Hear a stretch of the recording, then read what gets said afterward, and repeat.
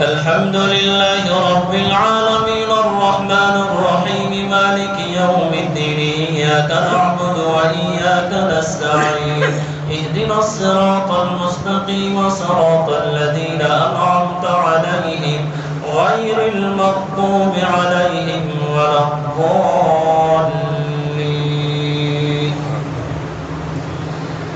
سبح لله ما في السماوات وما في الأرض وهو العزيز الحكيم. هو الذي أخرج الذين كفروا من أهل الكتاب من ديارهم لأول الحشر ما ظننتم أن يخرجوا وظنوا أنهم مانعتهم حصونهم من الله فأتاهم الله من حيث لم يحتسبوا وقذف في قلوبهم الرعب يخربون بيوتهم بأيديهم وأيدي المؤمنين فاعتبروا يا أولي الأبصار.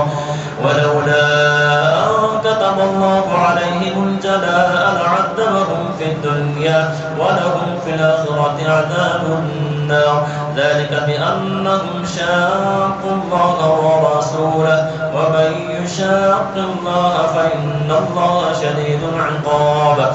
ما قطعتم من لينة أو تركتموها قائمة على أصولها فبإذن الله وليخزي الفاسقين. وما أفاء الله على رسوله منهم فما أوجفتم عليه من خيل ولا ركاب ولكن الله يسلط رسله على من يشاء والله على كل شيء قدير.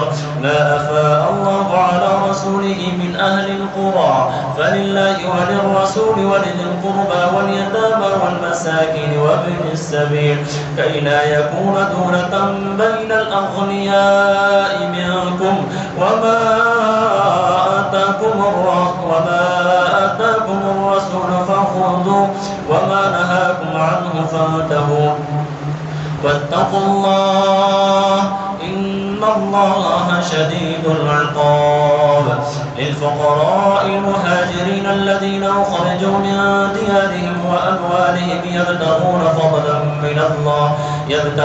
فضلا من الله وينصرون الله ورسوله أولئك هم الصادقون. والذين تبوأوا الدار والإيمان من قبلهم يحبون من هاجر إليهم ولا يجدون في صدورهم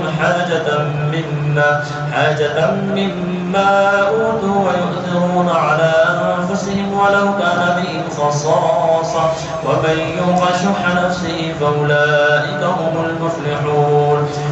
والذين جاءوا من بعدهم يقولون ربنا